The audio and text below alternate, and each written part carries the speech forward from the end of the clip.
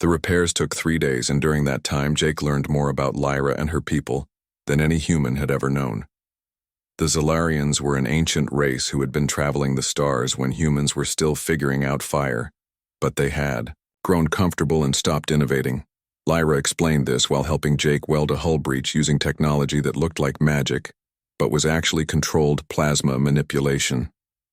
"My people believe we have learned all there is to know," she said, watching Jake work with primitive human techniques that somehow worked better than they should. Jake grunted as he sealed another leak, using a combination of alien materials and good old-fashioned determination. "Princess, no offense, but that sounds like the fastest way to become extinct," Jake said, wiping sweat from his forehead. Lyra nodded sadly, which made her floating hair ripple like water. "That is why I was searching for humans, because the old texts say you never stop learning." Jake put down his tools and really looked at her, noticing the weight she carried in those beautiful eyes. "Tell me about these texts," Jake said, sitting on a crate that probably contained something important, but made a good chair. Lyra sat beside him close, enough that their shoulders touched, and began her story. 3,000 years ago, the Void Hunters first appeared in our galaxy," she said. "Nobody knows where they came from or what they want except destruction. They consumed entire civilizations, feeding on fear and growing stronger with each victory until they met a small colony of beings on a distant world." Jake listened intently as Lyra continued, her voice taking on the rhythm of ancient storytelling. "These beings had no advanced weapons, no great ships, and no mighty armies, but they refused to surrender even when logic said they should die. The Void Hunters attacked for 7 days and 7 nights, but the beings kept fighting using tricks and traps and sheer stubborn refusal to give up on. The 8th day, the Void Hunters left and never returned to that world, and the beings became legend." "Let me guess." Jake said these beings were humans. Lyra smiled at him. "Nobody believed it because humans were supposed to be mythical. But the descriptions match your people perfectly." Jake stood up and stretched his back, popping from the repair work. "So you came looking for mythical humans to fight the scary shadow monsters?" "I came looking for hope," Lyra corrected, standing with him, "and my ship detected your distress signal, which led me to you." Jake looked at her suspiciously. "That seems like a pretty big coincidence." "Princess," Lyra blushed that pretty pink color again. "Perhaps it was not entirely coincidence, as I may have been monitoring human communication frequencies for some time." Jake laughed loud and genuine. "You were stalking human signals hoping to find one of us.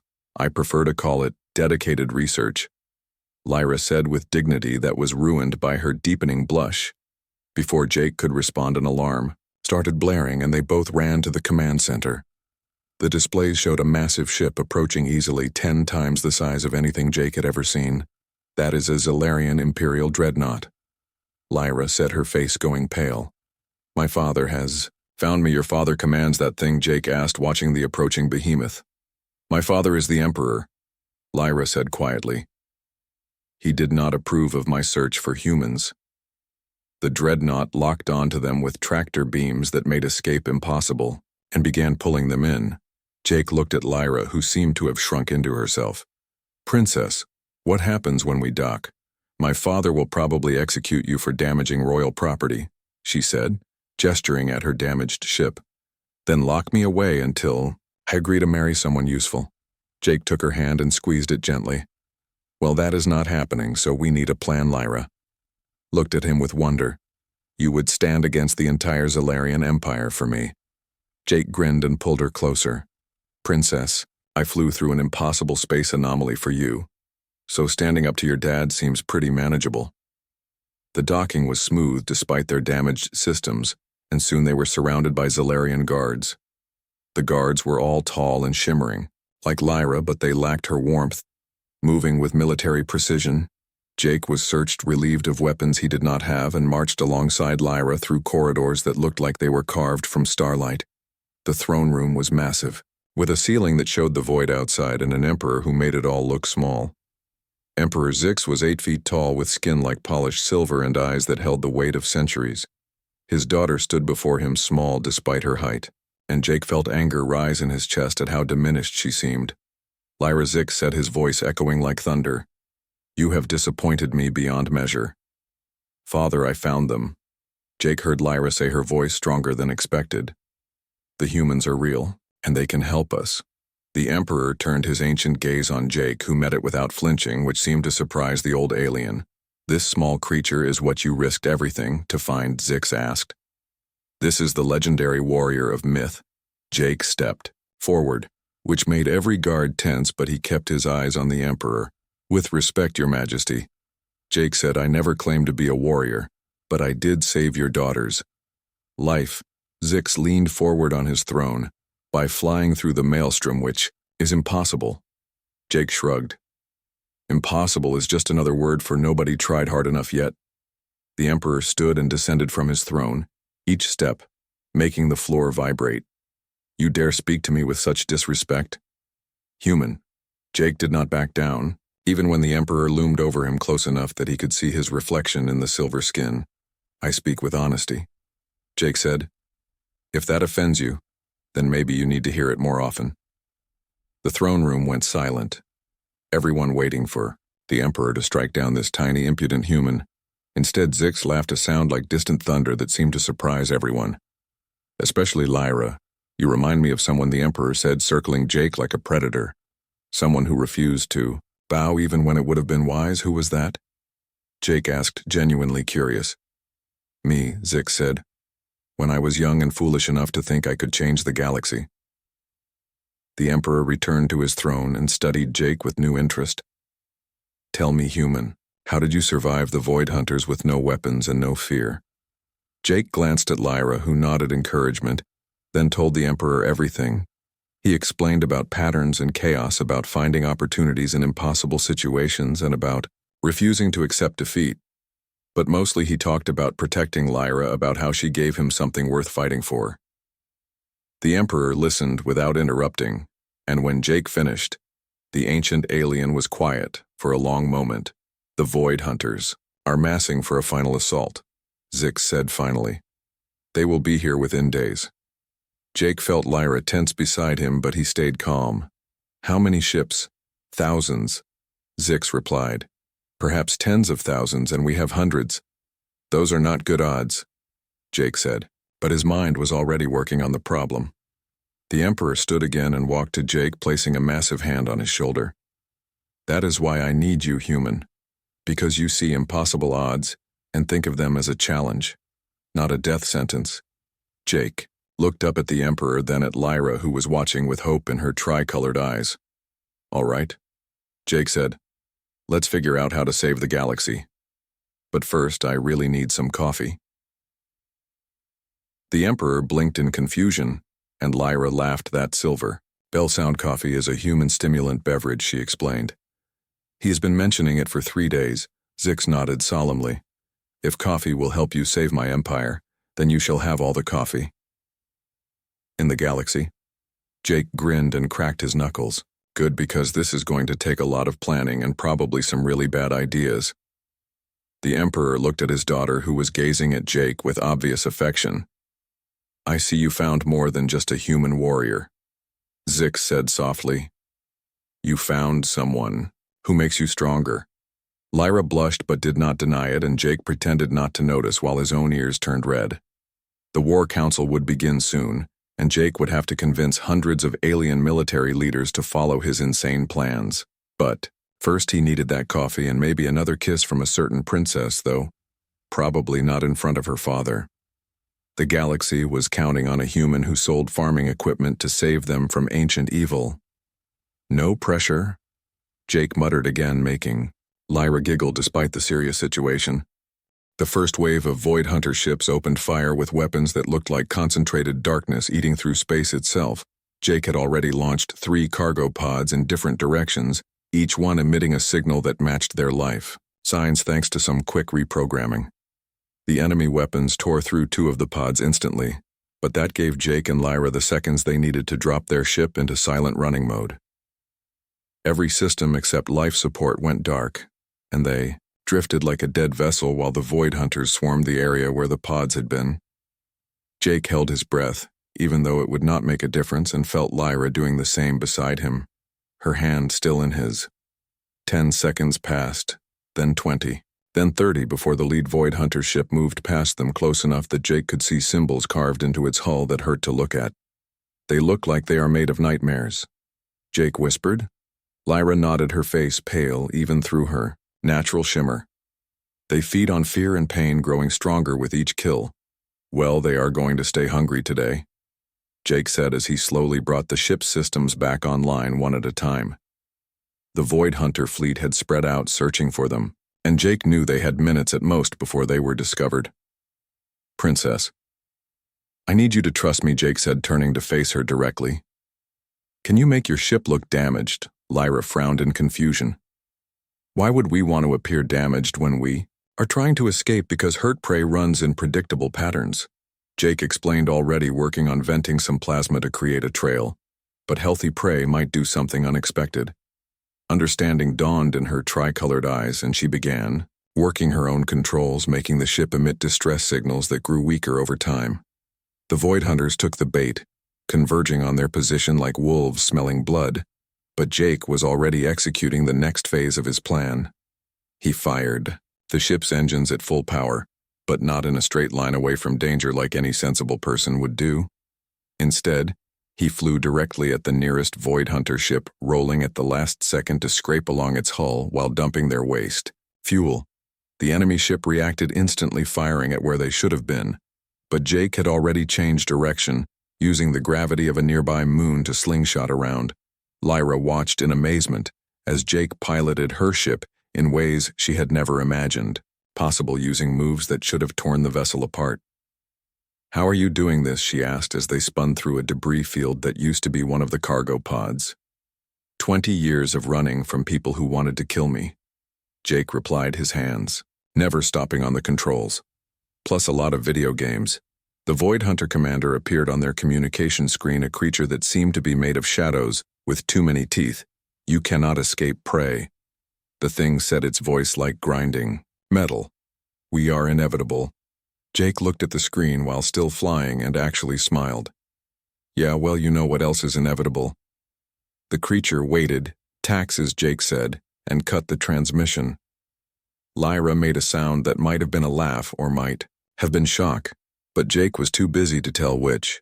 3 Void Hunter ships had boxed them in and were charging weapons that glowed with an unholy light. Jake waited until the last possible second, then dumped every bit of remaining cargo, creating a cloud of containers and supplies. The enemy weapons fire hit the cargo instead of them, and some of the containers exploded, creating a chain reaction that damaged one of the attacking ships.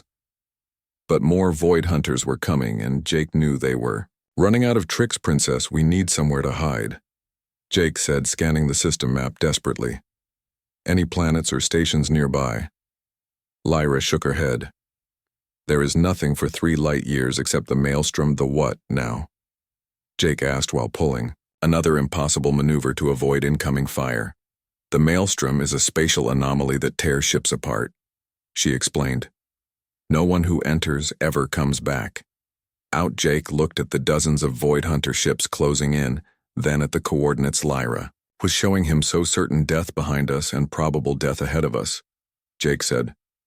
Those are not great options. Princess. Lyra touched his face gently, her skin cool and soft.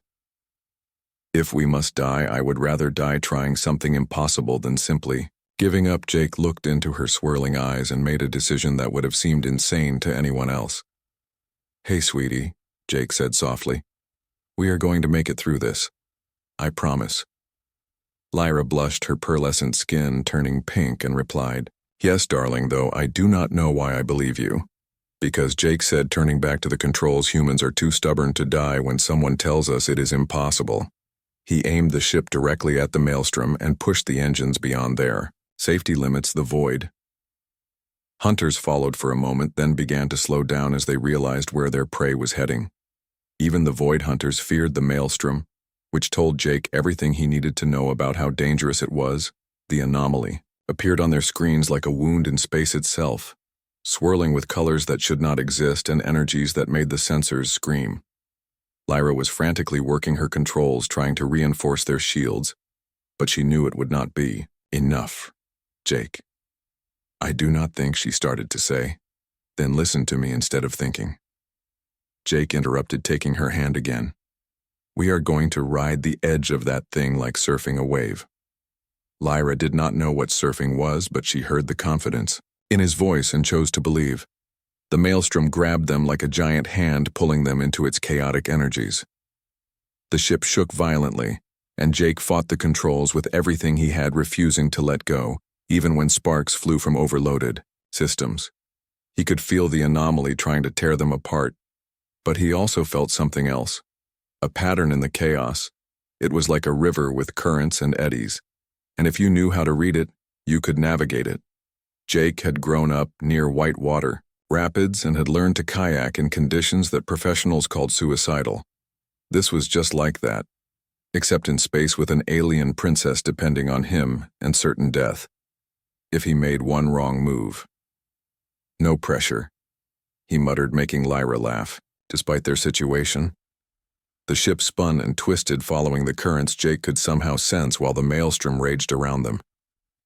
Behind them, several Void Hunter ships had tried to follow but were being torn apart by the forces they could not understand or predict. Jake saw their destruction in the rear displays and felt no satisfaction, just relief that the plan was working.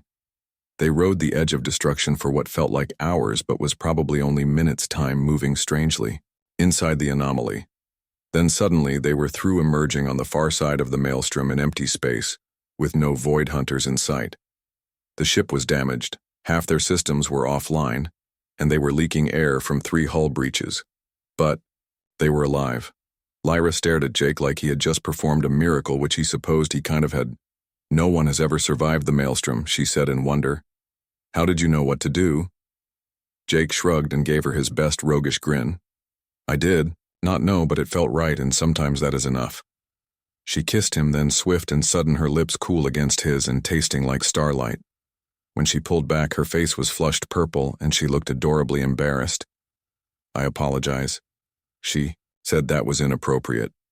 Jake pulled her back for another kiss, this one longer, and when they separated, he was grinning. Princess, that was the most appropriate thing that happened all day, Jake said, making her laugh. They still had repairs to make, and no idea where they were, but they were alive and together, and for now that was enough. Captain Jake Miller checked his oxygen gauge for the 10th time in 5 minutes as he floated through the cold darkness of space, surrounded by twisted metal that used to be his cargo ship. The attack had come from nowhere, and his ship, the Blue Horizon, had been torn apart in seconds, leaving him alive only because he had been checking the cargo bay.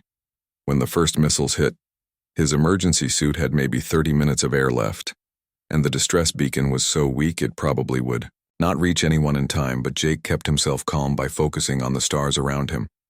Space was beautiful, even when it was trying to kill you, he thought, as his breath fogged up the helmet slightly before the recyclers cleared it away.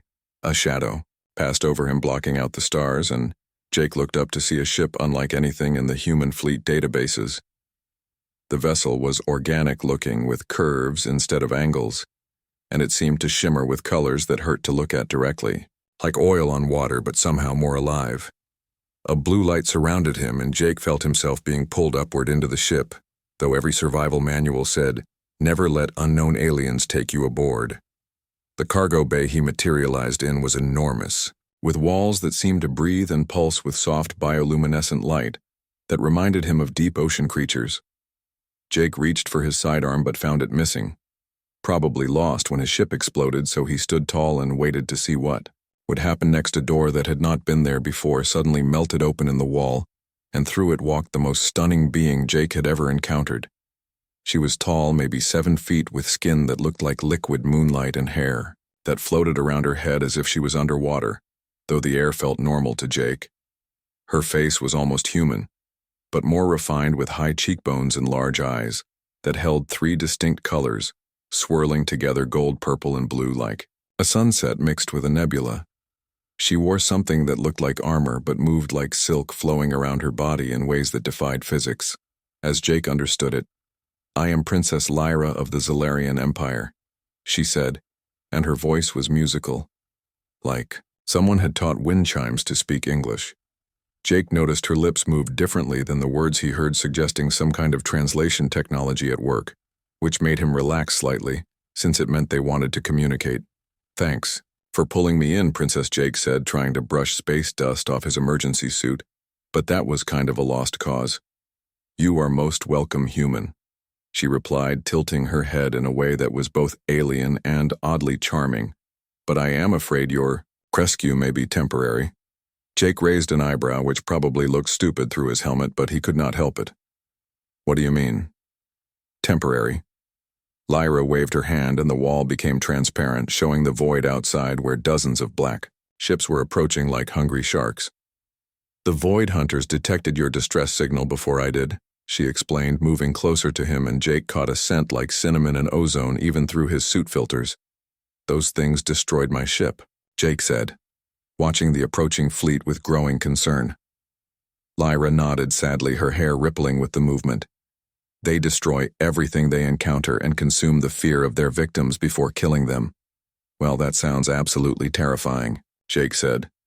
But his tone was more annoyed than scared, which made Lyra look at him curiously. "You do not fear death?" she asked. Jake shrugged. "Look, Princess. I just watched my ship get blown up, lost all my cargo, and my coffee maker was on that ship, so, honestly, I'm more angry than scared right now." Lyra stared at him for a long moment, then something happened that Jake did not expect. She laughed. It was a beautiful sound, like silver bells mixed with sunshine, and it transformed her face from ethereal beauty to something more approachable and warm. "You are not what I expected from a human," she said, still smiling. Jake finally pulled off his helmet, since the air was clearly breathable, and ran a hand through his dark hair. "What were you expecting? The legends speak of humans as warriors," she said, leading him toward what looked like a command center. "But our scholars say humans are just myths. Well, sorry to disappoint, but we are real and definitely not myths," Jake said, following her into a room full of floating holographic displays. The command center was incredible, with controls that seemed to respond to thought as much as touch, and Lyra moved between them with practiced grace. She pulled up tactical displays showing their position relative to the Void Hunter fleet, and Jake studied them with the eye of someone who had run from pirates before. "Your ship has weapons, right?" Jake asked, noting energy readings from various points on the hull. "Yes. But they are not enough," Lyra said, her shoulders dropping slightly. "The Void Hunters adapt to any weapon used against them." Jake moved closer to the displays, his mind already working on the problem. Something his old flight instructor used to call his gift for creative solutions. "What if we do not fight them directly?" he said, manipulating one of the holograms experimentally, and finding it responded to his touch. Lyra watched him with those amazing eyes. "What do you mean?" Jake pulled up a map of the local system.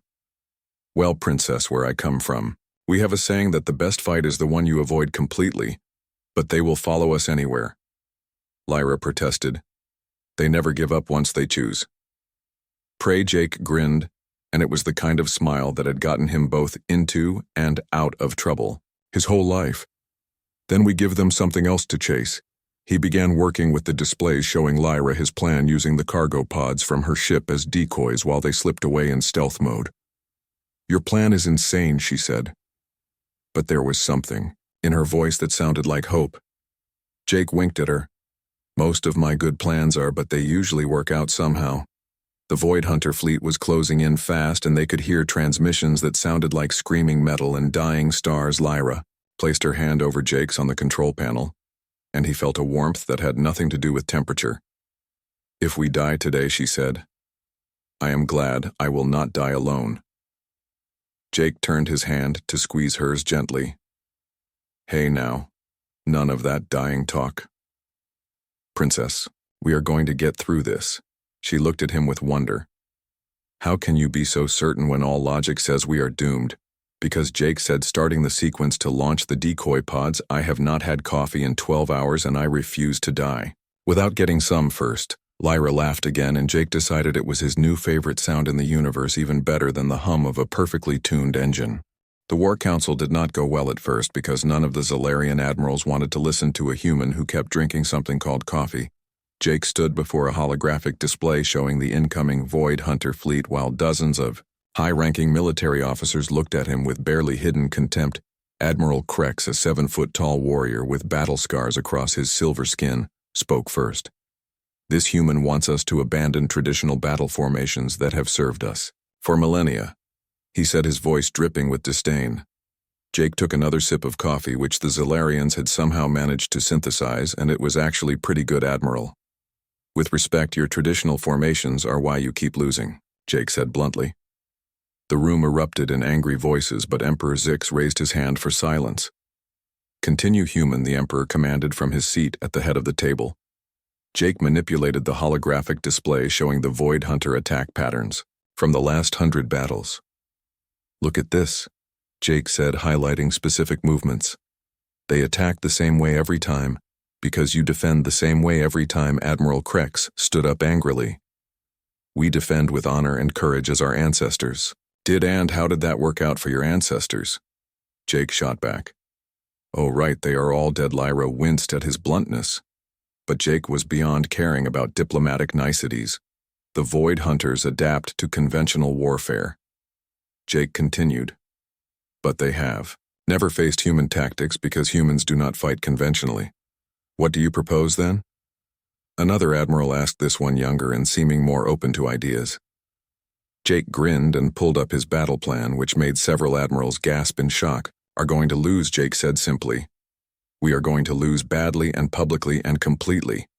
The room exploded again, but Jake kept talking, raising his voice over the chaos. We are going to let them think they have won. Jake continued.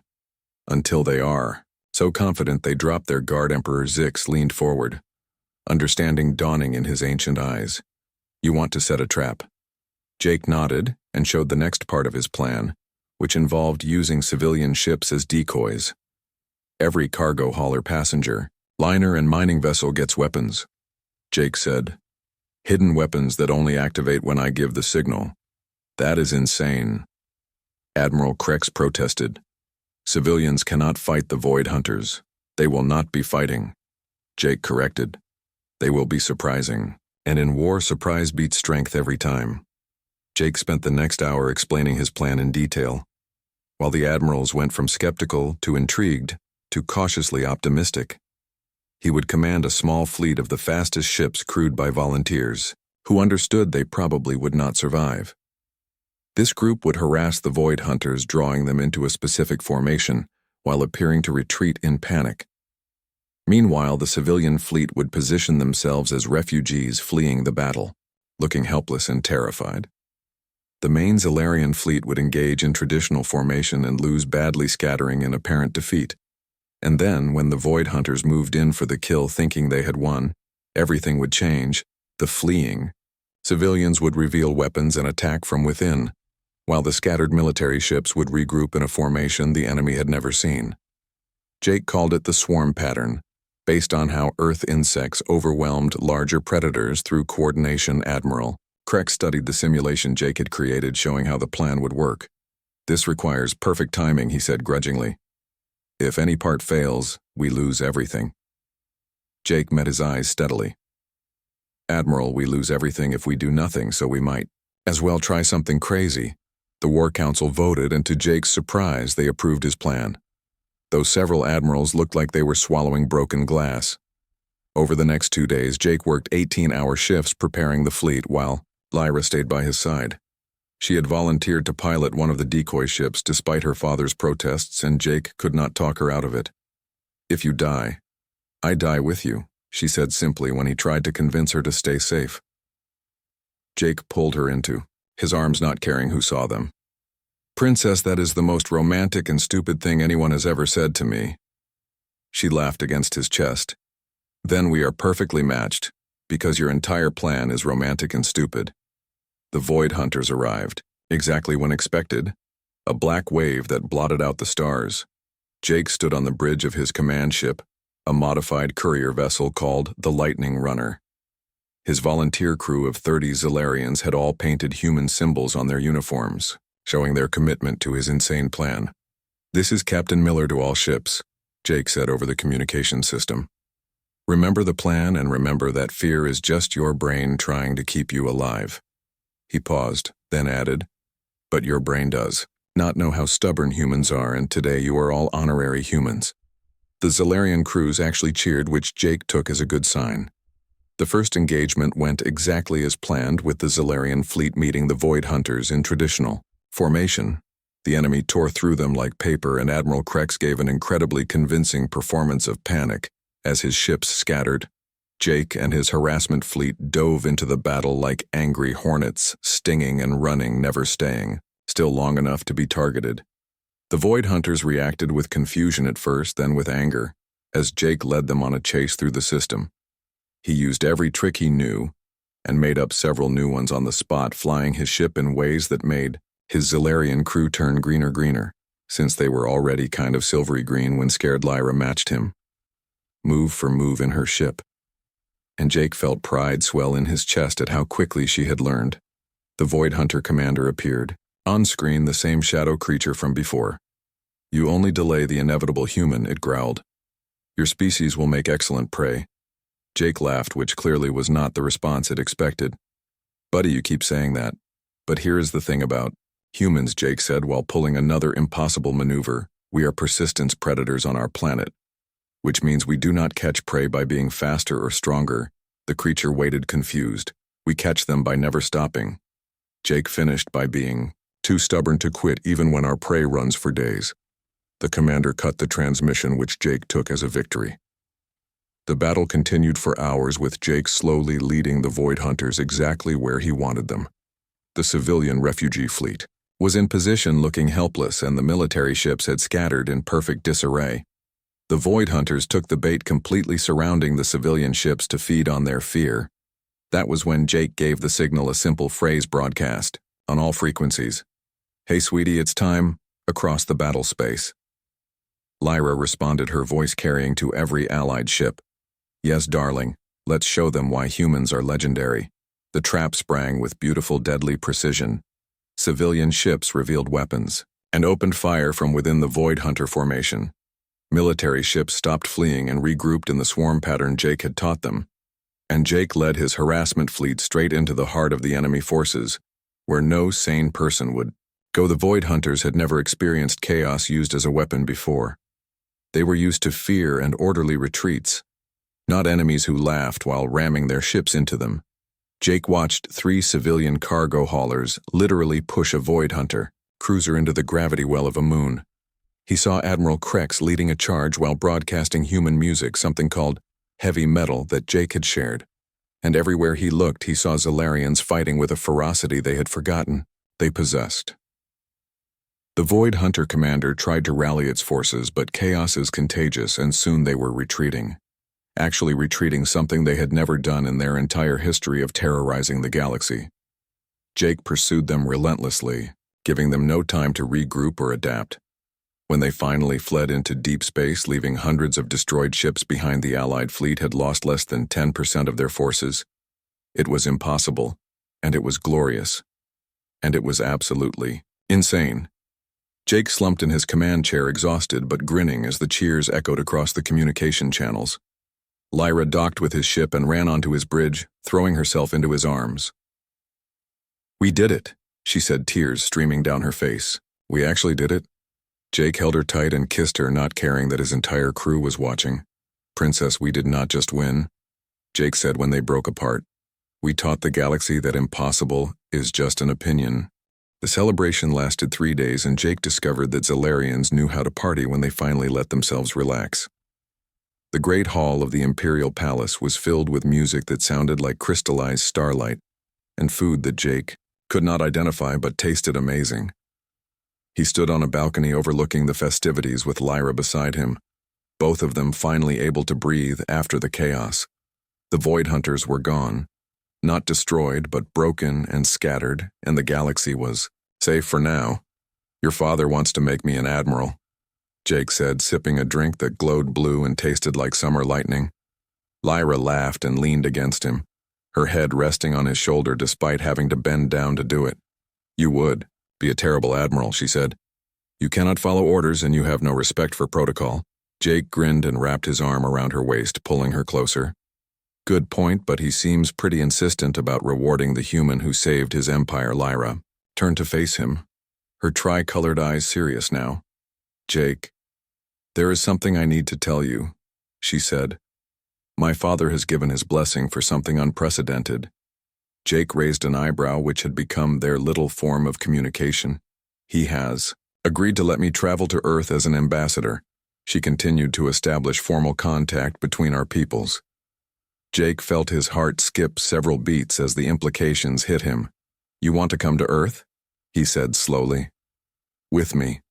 Lyra blushed, that beautiful pink shade. "If you will have me, though, I understand if you want to return to your old life."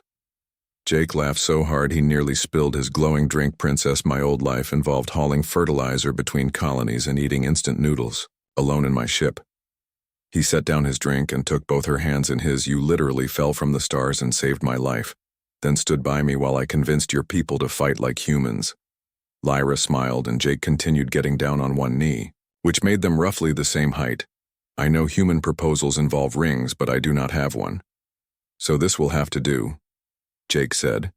He pulled out a small device from his pocket, one he had been working on for days. It was a holographic projector that created a ring of swirling lights matching the colors of her eyes. "Princess Lyra of the Zalarian Empire," Jake said formally. "Will you marry this stubborn human and help me show the galaxy what our species can do together?" Lyra did not hesitate, pulling him to his feet and kissing him deeply. "Yes," she said against his lips. "Yes to everything forever." The celebration below erupted in cheers, and Jake realized everyone had been watching. Emperor Zix appeared on the balcony, smiling in a way that transformed his imposing features. "I suppose I should prepare for half-human grandchildren," he said dryly. Jake grinned and shook the Emperor's hand, which was like shaking hands with a statue. "Your Majesty, I promise to take care of her," Jake said. The Emperor laughed. "I think she will be taking care of you, human, but I appreciate the sentiment." The next morning, Jake stood in the docking bay looking at a new ship the Emperor had given them. It was a hybrid of human and Zalarian technology with engines that could cross the galaxy and weapons that could handle anything. Lyra stood beside him, now wearing human clothes that she had fabricated, which made her look like a very tall, very beautiful Earthwoman. Admiral Krex approached them, and to Jake's surprise, saluted human-style Captain Miller. He said formally, "I owe you an apology." Jake returned the salute, though his was definitely less crisp. "No apology needed, Admiral. We all learned something from this." Krex nodded, then smiled, which was disturbing on his scarred face. "You taught us that victory does not always come from strength or tradition," he said. "Sometimes it comes from being too stubborn to accept defeat." He handed Jake a data pad with coordinates. "These are systems where other Void Hunter fleets have been spotted," Krex said. "The galaxy needs the human approach." Jake looked at the data, then at Lyra, who nodded. "We will check them out," Jake promised. "But first we go to Earth." The journey to Earth took 2 weeks, and Jake spent the time teaching Lyra about human culture. She was fascinated by everything from movies to music to the concept of pizza. When they finally arrived at Earth, Jake was nervous for the first time since fighting the Void Hunters. The planet looked beautiful from orbit, blue and green and perfect, and Lyra gasped at the sight. "It is so small," she said wonderingly, "but so alive." Jake guided their ship to the colony where he had lived, a small settlement called New Austin. The landing caused quite a commotion since alien ships did not usually visit human colonies. The colony administrator, a woman named Beth, practically ran to meet them. "Jake Miller," she said in shock. "We thought you were dead when your ship was destroyed." Jake grinned and gestured to Lyra, who had to duck to exit the ship. "Beth, meet Princess Lyra of the Zalarian Empire," Jake said. "Also my fiancée." Beth stared at the 7-foot-tall alien princess, then at Jake, then back at Lyra only. "You Miller," she said finally. "Only you would get rescued by alien royalty and end up engaged." The introductions to Earth authorities went surprisingly well, especially when Lyra explained the defeat of the Void Hunters. Humanity had unknowingly become legendary across the galaxy, and Earth leadership was eager to establish relations. Within a month, trade agreements were being discussed and human volunteers were signing up to crew Zalarian ships. Jake and Lyra were married in a ceremony that combined both traditions. Though the height difference made the kiss interesting, they spent their honeymoon traveling human space with Lyra, experiencing everything from Earth food to human entertainment. She cried during a movie about a dog, which Jake found adorable, and she became addicted to something called chocolate 6 months. Later, they were back in space investigating reports of new threats and teaching combined human-Zalarian crews how to fight. The galaxy had learned that humans were not mythical warriors, but something better. Humans were survivors who refused to give up no matter the odds, and when humans and Zalarians worked together, they were unstoppable. Jake stood on the bridge of their ship watching stars streak by while Lyra worked at her station. She looked up and caught him staring, which made her blush, even after all this time. "What are you thinking about?" she asked. Jake walked over and pulled her into his arms, not caring that the crew could see.